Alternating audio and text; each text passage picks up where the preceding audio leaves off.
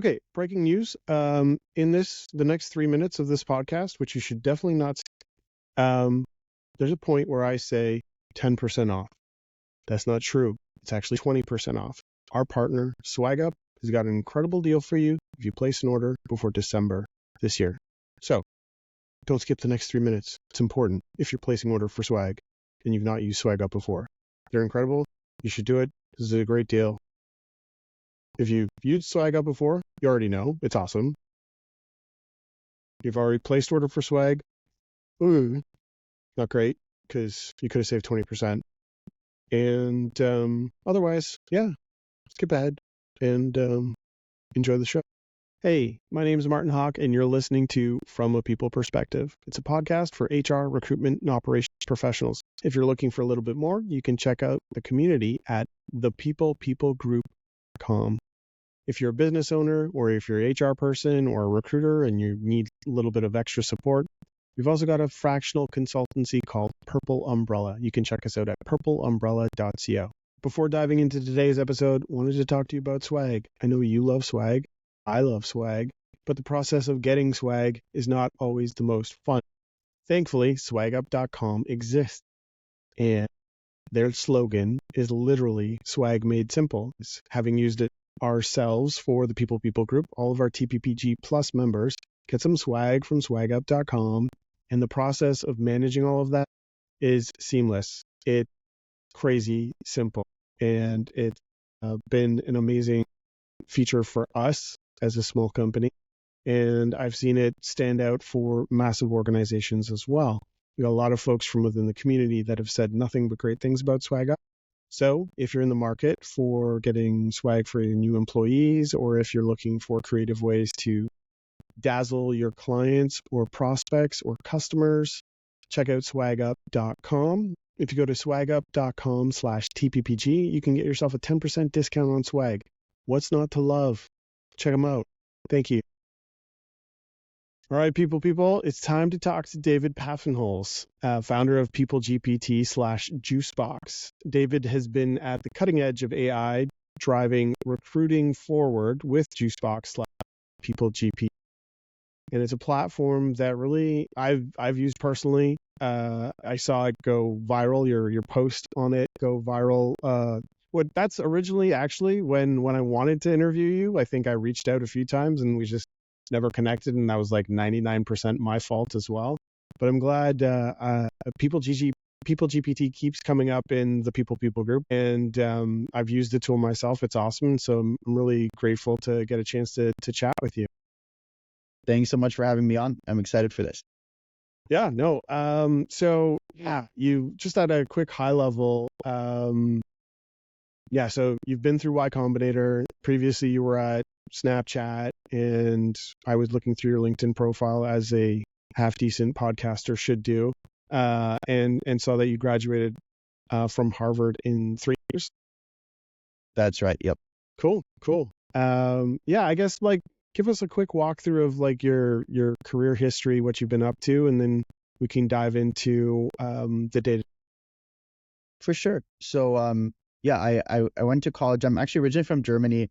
So the U.S. was kind of, or me coming to the U.S. was through college, and then COVID happened in the middle of that, and so that was really the time where I started getting into the tech world, startups, and also starting to learn about the talent and recruiting space. And so at the time, I interned with a venture capital firm, NEA, and I worked with their talent team. And it was actually a really interesting way of getting to know the talent space because, one, I got to see kind of the internal recruiting that was happening, but two, also what the portfolio companies were working on and the different challenges that different TA leaders were having through that role. And so that was my very first exposure, and also really where my interest in the space first came from. And then kind of in the years thereafter, as we started thinking about starting the company, Sean, my co-founder, and I ultimately said, hey, this is the right time for us. We want to go out and build this. I had just graduated college, and then we were fortunate that YC accepted us as well to be able to kickstart the business and really go out there. And so, that was the original journey of how we. Awesome. And in terms of just curious, were you in YC before the post went? Because from my knowledge of you came through that post. So were you in YC at the time, or was it pre-YC? Yep. So we did YC 1 year before the post. Okay. And so it took us almost a year to develop the first version of the product. Then we launched it, and then that's now roughly 1 year ago. So we did YC 2 years ago, first post 1 year ago. Okay, so I'm saying the post. So for the folks that are listening, like I feel like it was like a pretty big thing, because I feel like I don't know how many likes did you end up getting, or how many like It was around like 8 or 9,000 likes, Yeah. which translates to a lot of LinkedIn impressions. yeah, hundreds of thousands. Yeah, that's awesome. And I imagine that was a pretty transformative moment, or was it just like, yeah, it's another day? Oh, certainly. We had no clue how that launch day was going to go. We were thinking, hey, we're going to be happy if 200 people try out the product. And then suddenly we have this crazy LinkedIn launch, and we're up all night trying to make sure the platform's still running, and like everything starts breaking. And it was not designed for the scale that we had. On that weekend alone, we had 30,000 people try it out. And so it was really exciting. It was really exciting to see, people are keen on seeing how AI can impact the space, like what solutions can be out there. But also kind of showed us a clear direction of like what we still needed to do, what we still needed to develop, what problems we were not solving yet, and where the product needed to. Yeah, that's fair. So just interesting kind of side question here, just given that circumstance, but in terms of your take on, I guess, social media and content and whatnot, if you go through that experience, you probably have a pretty biased opinion towards it, but how has that really impacted your business? And also in terms of maybe framing a little bit more broadly, as opposed to being specific to like folks that are building products, but even just people at companies or recruiters at companies trying to get their brand out there, like how impactful was like a viral post? Yeah, for us, it was definitely what kind of kickstarted our company. I'd say overall, especially within the HR space and the recruiting space, the platforms like LinkedIn or kind of social content just make such a huge impact in, one, building your credibility, and two, being able to kind of get out there through word of mouth, and be that for like personal branding, for company branding, for really any direction. It's just such a high impact, low cost, kind of like an obvious thing to do, in my opinion, even if it requires getting over that initial that initial factor, that initial hesitation of like, hey, I'm not sure about posting something, or like, I don't know if anyone wants to read my LinkedIn post, etc. Putting it out there and taking that first step, in my view, is super important. Just get into the habit, basically. Yes, yeah, I had to force myself initially too. Like now I do like 2 or 3 posts a week from my personal LinkedIn, and then we do 1 or 2 from the company one. And it's been a good habit, and they keep on getting more engagement. It's like different directions, fun way to experiment as well. Nice. One of the things I do on the podcast is I usually do icebreakers, and we skipped over that entirely, but I feel like it would be wrong to not do that. So first things first, and this is a bit of a custom one, but is there any chance of you calling it PeopleGPT? Maybe I like the ring of it. All right, cool. A little bit more seriously though, in terms of your music taste, we always kind of like, as you can tell, I'm a bit of a music fan. If you had one album to listen to, or one band or musician, what's your go-to? The only person you like, you get one and that's it. You can't listen to anything else. Oh, okay. This is going to be niche because it's German. As mentioned, I'm originally from Germany, but there's a German artist called Peter Fox in German. He's my go-to. Like since for 15 years, there's one album in particular that I keep on listening to over and over. So it's definitely niche, but if you speak German or are interested in German music, give it a shot. That's nice. I'll have to get the link from you to share in the link, so maybe we do an intro. No, that's probably a bad idea, but no. And all right, midnight snacks. If and when you do midnight snacking, what are you gravitating towards? Ice cream.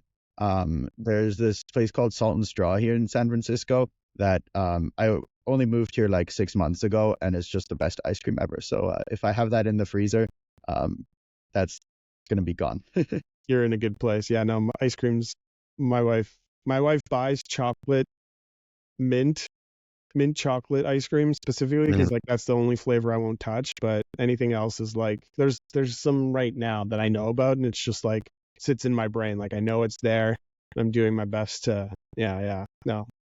Fellow ice cream enthusiast, this is gonna be a good pod. What was your very first paid gig that you can remember? First paid gig that I can remember was tutoring in ninth grade. Okay, nice. What subject? Or is it just broad? Back then I think it was math. So I did some math and then economics and kind of the later grades. Nice. Interesting. And yeah, so it's interesting. Like we started off obviously based on where I know PeopleGPT from and what you're working on from, but there is this whole other aspect of what you're working on, and it has nothing to do obviously with the social media side of things and everything to do with like you making recruiters' lives easier, you and your team and everyone there making recruiters' lives easier. And I having used the tool, it's insane. Like and oftentimes I'm like, oh, there's a founder, I talk to a bunch of founders on a regular basis of HR tech by nature of the community and whatnot. And I'm like, oh, like the one thing sometimes that I kind of warn against is when folks haven't really been like integrated with like that function. Like it's like, I've never done recruiting, but I'm building a recruiting tool. And so I didn't necessarily see it there. I'm like, oh my God, like awesome. Then you went viral, but if you don't truly understand the problem, you can't really solve it. So maybe you can kind of like share a bit more. You touched on it, right? You got to see firsthand like the recruiting side, but maybe just like, I'd love to hear your take on like some of the problems that you saw and why you came up with the solutions that you did.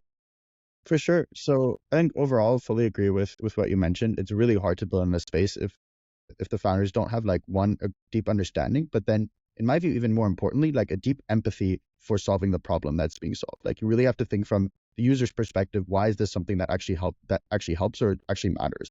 And so I mentioned it took us like a year from when we started YC to launching the first version of that product. Of that year, the majority of that time and the first 6 months entirely was just spending time with recruiters and TA leaders and shadowing them. And so we're basically just trying to learn as much as we possibly can what are the daily pain points, where does a lot of time go, and where do potential frustrations arise in the day-to-day. And so we're very grateful. There's a lot of people who were very generous with their time and allowing us to, one, sharing what they were doing, and two, allowing us to kind of see and really get a firsthand insight. And so we kind of started off with different companies that were people that we had in our network. And so it was a lot of kind of venture-backed companies. And then we very consciously tried to go beyond that as well. And so really making sure that, one, we were consciously choosing a problem and not just kind of stepping into something. And then two, making sure we have a good understanding of how the user actually feels about things. And so that was how we got started. And the kind of reasoning that we had from there is that especially in a recruiter's job, a disproportionate amount of time still goes into sourcing. Yeah. And the actual methodology of that sourcing has not changed much in the past 10 years. And so LinkedIn Recruiter has become the default option. LinkedIn Recruiter is great. It has a ton of data, but it essentially still acts as a database. And so the whole kind of LinkedIn Recruiter or Boolean search method is about creating filters to quickly search through that database, which by nature is, one, a non-ideal way of finding because you'll end up with so many people that somehow match the filters but don't actually match what you're looking for. And two, it's very user time intensive. So you're going to be keeping on doing that for hours and hours, and you still can't be confident that there's not someone you haven't missed out on. So not only is it time intensive, but it's also imperfect and prone to errors. And so because that seemed like such a frequent and repetitive use of time, we said, hey, let's try to build something better. And we think right now is actually the time to try it because we have this new technology unlocked through large language models. Awesome. And for the folks that don't know PeopleGPT, maybe just like your high level, what is it and what's it do? Because I know we just jumped into it. We're doing things a little bit squirrely here today. That's all on me. But yeah, can you give everyone a high level overview of PeopleGPT? Yep. PeopleGPT is an AI-powered people search engine. So we help recruiters find the talent that they're looking for. And we also have components of the platform that let you get data about that talent and let you engage that talent through email. Yeah. And yeah, having used it, I think that's kind of half the problem is like I've used it myself. So like there's less need for an intro, but for, in terms of more on the high level side of things, like having worked with companies like Snap, and you're a founder yourself now, like has there been like a big shift in your mindset between like working for an organization and, you know, being sort of like the one in charge and the one building out the product yourself? Good question. So I think one noticeable difference for us was that the kind of in the previous experiences we've had, we always were kind of, or I was a member of a larger team, and like that team itself was a small team within a large organization. And Snap isn't that huge of a company, but it's a pretty big sized company. I think we were around 5,000 people when I was there. That number could be a bit off. And so it felt like there was a little bit of a disconnect between the kind of individual actions that we were taking on a day to day and how that was like influencing the future of the company. And then very much the flip side when starting off of building something and kind of being a founder of like, hey, if I don't do something right now, nothing's going to change and like, nothing's going to. And so that was a big mindset shift, and also quite humbling. Like there was so much that we had to do 0 to 1 and so many things that went wrong that can really help to change the way I think about it. It's no, it's always tricky to sort of any habit or any like mindset, and you like to change that is always tricky. So it's good that you realized it. I was listening to one of your earlier podcasts, and you talked a bit about founding it virtually, and like that's a unique experience that not many folks kind of get to go through. How has that process influenced the culture for you from your perspective? That's a good question. So we founded initially virtually, largely due to COVID and kind of the constraints that imposed on us. And then when we did YC, that was also partially virtual. And so YC started doing their first events in person again that batch. It was in the summer of 2022. The habits that we got into by being virtual initially, I think, were a lot of transparent and frequent communication, especially between my co-founder Sean and myself. We try to keep each other in the loop on what we're doing, even if it doesn't directly impact what the other person is doing, like on an hourly basis, if not even more frequent. And so that can sound like it's excessive, but it helps us because we're super aligned. We don't want to spend time on something that ends up being not important. And I think we've carried that through now to our in-person culture. So we're mostly in person here in SF now, but we try to be very open and kind of encourage frequent check-ins, even in ways that would be like maybe more frequent than usual. Yeah. In terms of skills or habits that you've developed earlier on in your career, are there any that have still sort of stuck with you today that you just don't let go of because they've served you well or so well over the years? I try to ask a ton of questions, especially in areas that I don't understand or I'm not familiar with. And I think helped me early on because it kind of exposed me to a lot of new things. And I think that helps me a ton today because I get to learn more and more. And so the recruiting space itself is so massive. Like there's so many different niches and types of recruiting that I get to learn every day with every customer I speak to is something new. And so be it from in terms of industries or even the types of searches, from what it's like to run a really effective executive assistant search to thinking about what market mapping in advance looks like before even the search kicks off. And so there's so many day-to-day things that I didn't know before that I get to know every day. Sure. One of the things that is on any recruiter's mind or any HR person's mind when it comes to AI, obviously, because it's a touchy subject to a certain extent, and HR is the one that's kind of going into like privacy matters and protecting individual information and all that fun stuff. And from a recruitment perspective, there's always the challenge of like bias, right? I guess, yeah, and you've talked a bit about it in the past, but how do you see AI sort of like evolving to ensure that there's fairness across a wider array of like decisions that should be made by humans, but we're offloading decisions to AI to help us so we can get to the more complex things or the things that need more nuance, right? So curious to get your take on that because you're literally in the AI trenches every day when it comes to sourcing and recruiting. I would love just like a broader take and sort of that high, like more focused sort of thoughts on like bias and how it's evolving. Yep. I think for any AI system, the kind of most important part that the creators of it can do is have a really close eye on the data that goes into it. And in the end, the data that's used to train it is what will create any bias or cause any bias afterwards.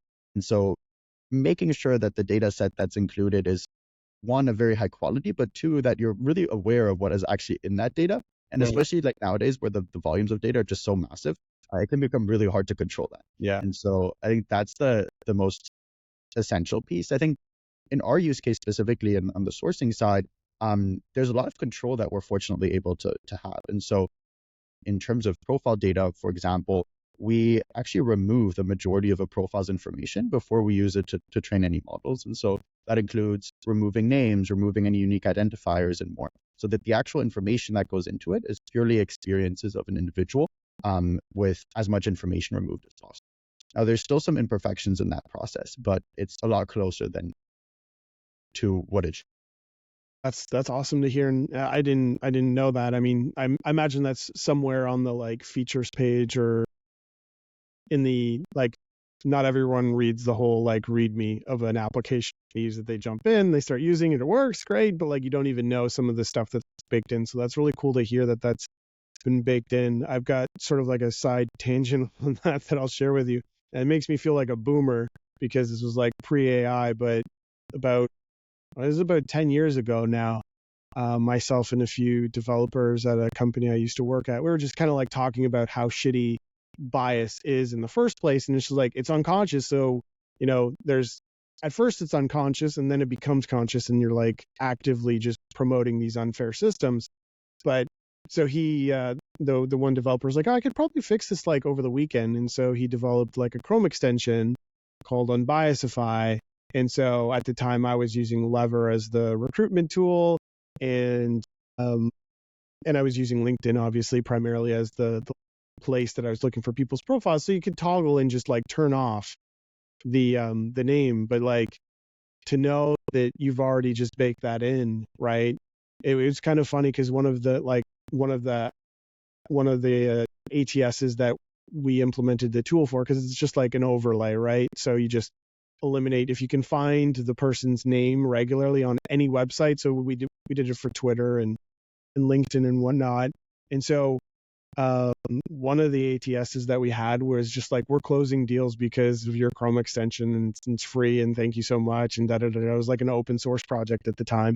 So that's been always like really near and dear. So it's cool to see that you've baked it in. One of the like hardest things to hear as a recruiter from candidates, especially in Canada or North America, when you hear about a person's like they're trying to get their first job in the country, and then they're like, well, this is my name, but do you think I should like anglicize it so that it's more, they understand that the bias exists there.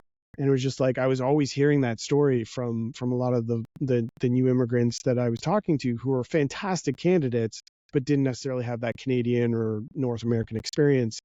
And so that's kind of where it was born out of. And so I guess curious, like what drove you to include that aspect of, trying to eliminate bias into your product?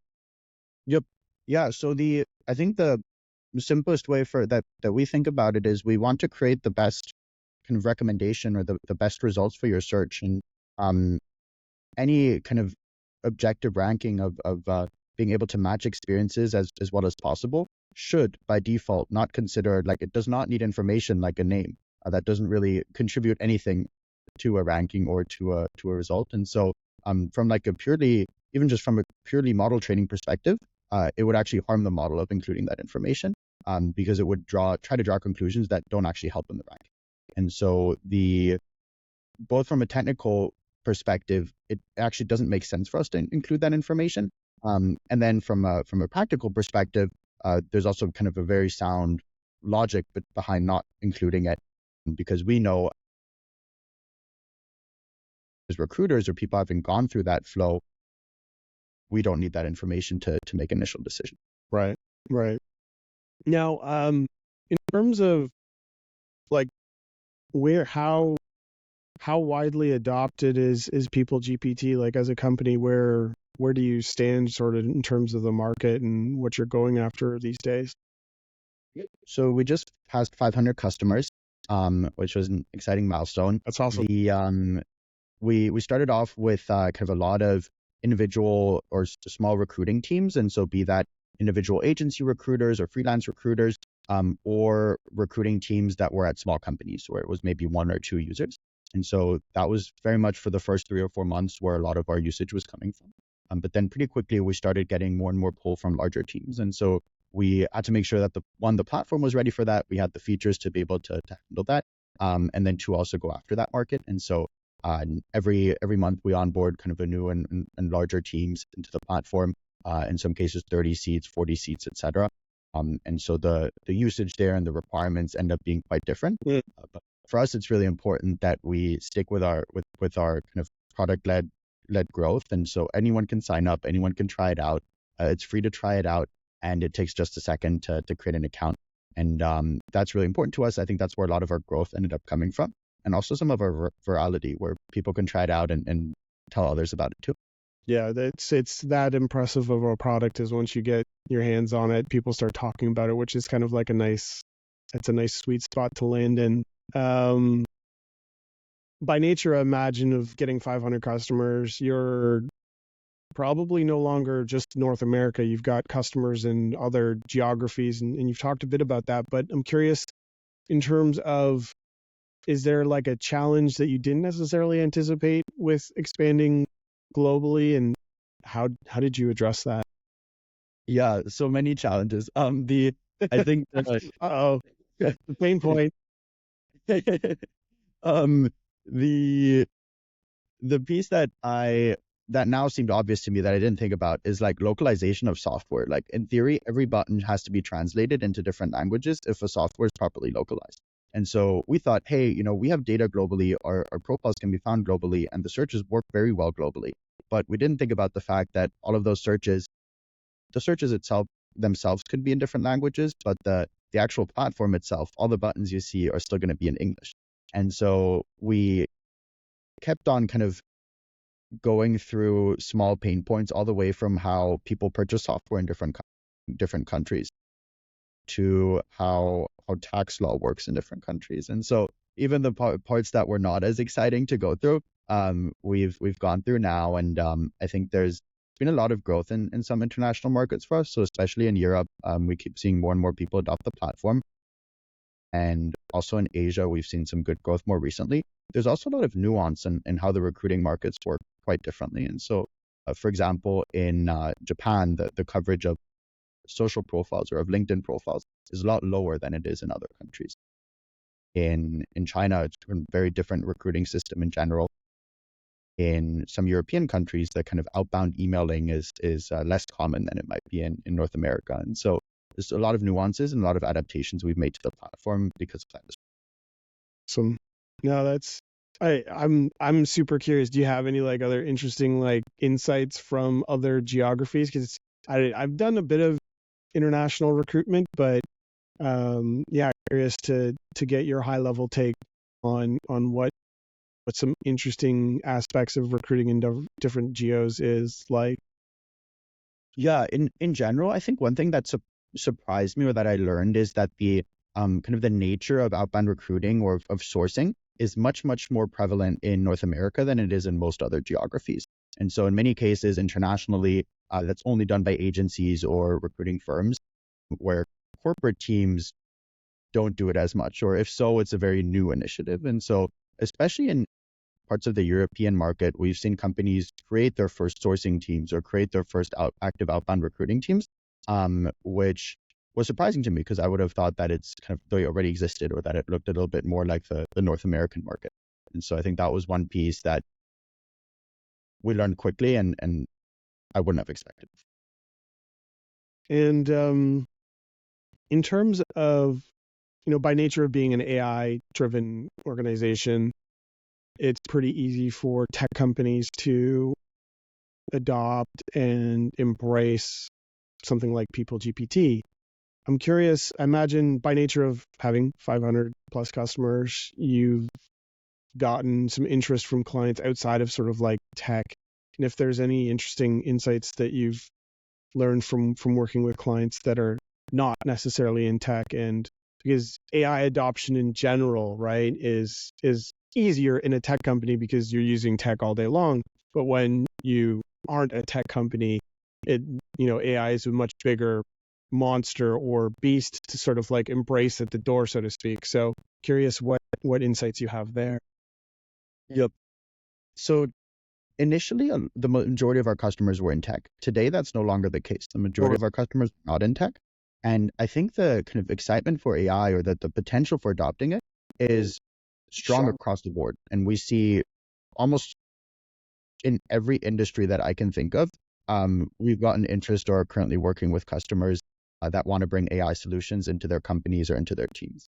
And so ranging from kind of Fortune 500 companies that traditionally might move a bit slower in terms of implementing technologies or looking at new technologies. We've seen dedicated kind of AI innovation teams with them, dedicated focuses on bringing in new AI technology, and a lot of enthusiasm for doing that within the HR or specifically the recruiting space as well. And so for us, that's been amazing because we get excitement from our customers, or there's a lot of excitement of bringing on board new platforms, and that's something that we really want to lean into too. Awesome. In terms of what you're most excited about for Juicebox / PeopleGPT, like what's is there anything in the oven that you're like, okay, I can't wait to taste this, or anything in the freezer rather? I think a lot of the potential in the coming months or even the coming years will come from being able to adopt advancements in AI more generally or in large language models and bringing those into applications. And so that's how I view a lot of the work that we do is our responsibility or our job is to see, okay, these are the current state of the art in terms of what's available on the AI front and the models. Now, how can we actually apply those to solve real recruiting challenges? And so right now, kind of the forefront of what we're working on is what we call our autopilot. It essentially allows the user to provide a list of profiles that can be from a search, it can be from kind of setting an initial set of filters, and having the AI evaluate them one by one in terms of your fit to the initial prompt. And so it'll provide you with reasoning, it'll provide you with a percentage match score and more, and provide that kind of really nice stacked rank list output that's designed to kind of avoid having to click through profiles at all. And so instead of reviewing profiles individually, we get presented with a list and we're able to take them from there and ideally reach out to them directly. And so getting that process to be as good as it possibly can be is something that is our goal and that I think we'll be able to get closer and closer to over the next 3 months, 6 months and more. Is it fair to say that PeopleGPT kind of empowers a sourcer to become a recruiter, or vice versa, empowers a recruiter to become a better sourcer? Like by nature of being a recruiter, you need to be a sourcer. Is it fair to say that, or is it just another tool that you kind of add on? Or because there's a level of just like having used it myself, like there's a level of disruption, or so to speak, and like it might seep into the fears that a sourcer might have if they've never used an AI powered tool, to say like, oh, this is going to take my job either going to change drastically or evolve drastically or no longer be there. I'm curious to get your take from how this impacts those types of careers. Yeah, I think the way you framed it of kind of a recruiter being able to also do what a sourcer does and a sourcer also being able to do what a recruiter does definitely goes in the direction of where I see the future as well. Technology is able to help make us more efficient at processes. but it also means that there will be people specialized at using that technology.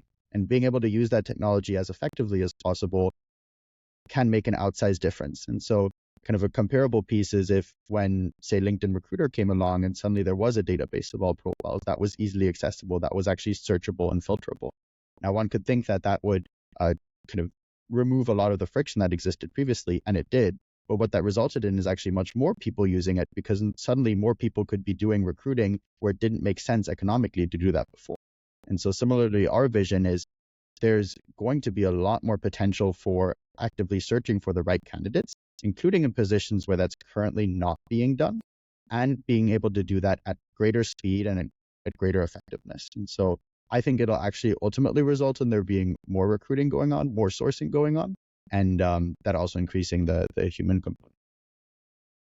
This feels like a controversial question to me, but I'm going to ask it anyways. Does this, like, I'm thinking in terms of budget, right? If I'm, my past, I've been a head of talent. I've had eight or nine recruiters reporting into me. I looked at my LinkedIn bill at the end of the year, or I'm doing budgets. I'm like, right? It's an expensive tool, and they have every right to be an expensive tool to a certain extent. Can you get away with migrating as a talent acquisition leader, migrating from like LinkedIn Recruiter or even LinkedIn Recruiter Lite and using PeopleGPT? Or do you miss out on, like, is it meant to be? And the reason I say this is like a controversial question, and the reason I think it's a controversial question, you can correct me if I'm very wrong, is because I imagine, like, by nature of PeopleGPT searching LinkedIn, there's a partnership or some form of connection to LinkedIn that they're very aware that you're going through profiles. Yeah, it's a good question. So I think we have seen customers kind of stop using their LinkedIn and purely relying on PeopleGPT for their search and outreach. I'd say the main thing that I kind of use as the deciding factor is how much of your searches are for people looking for people that are open to work. And if that's a frequent use case, then we're probably not going to be the best solution because we don't have that as a filter. And if that's not the case, if the majority of searches are not looking for people that are open to work, we may be a better solution because I'm confident we can provide you with the right matches more efficiently. That also means that we're able to showcase data or profile data based on not only LinkedIn profiles, but also data that's available beyond that. And so a big focus of what we do too is how much other data can we find about an individual? What else is indicative of their skills, of their location, of their profile that we can use within our profiles? And so I'd say those two pieces, like one, kind of how big is the focus on open to work, and two, how much other data can we gather, would be what influences my recommendation of whether it makes sense to move away from LinkedIn or not. Awesome. No, thank you so much for your time. I had a blast learning about PeopleGPT, learning about you and your track record. I love the tool. Thank you for making it. It's been really cool to learn about. Awesome. Thank you so much for having me on. This was really fun. Yeah, no, anytime. I'm glad to have done it, and yeah, I'll reach out if I see anything crazy going on, or if you go viral again, and maybe we need to do a revisit and see what's up again. So thanks again. Appreciate it. Please do. Thank you. Have a good one.